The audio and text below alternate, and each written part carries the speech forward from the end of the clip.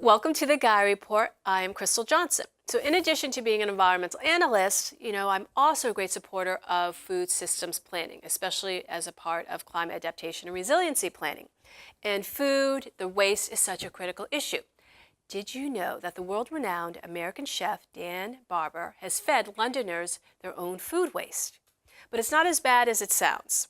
So what is it actually all about? Well, ingredients were collected from food purveyors around London that have been transformed into unusual and delicious dishes by Chef Barber at a pop-up restaurant called Waste It.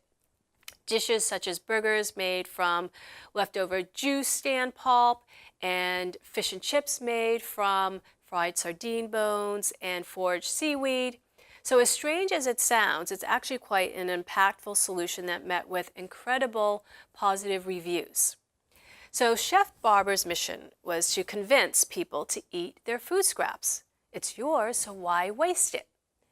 So it's now up to home cooks, diners, chefs, and the Gaia Report watchers to carry the torch forward to applying the principles modeled at Waste It to cooking elsewhere, especially in our homes.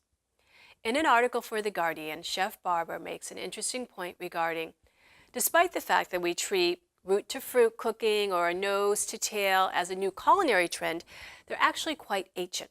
They are our ancient ways. And we, now as modern cooks and eaters, are the ones who've lost our ancient ways, and in more ways than one. And it's time for us to return to this older way of using and respecting food in its entirety. Chef Barber points out that reuse and the reworking of scraps have been the foundation of many traditional dishes, such as bouillabaisse, based on leftover fish, and meatloaf, based on just general leftovers. So we should embrace that part of our culinary history. Chef Barber states that the greatest food cultures in the world evolved in exactly the same way, applying culinary technique to elevate the uncoveted scraps.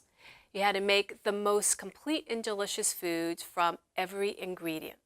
For centuries, that defined the cook's craft, not just because it was economical or ecologically the thing to do, but also that through this creative process, people are able to unlock flavor. So how do we do that at home? Well, Chef Barber keeps it simple and insists that the first thing we should do is first just start cooking at home.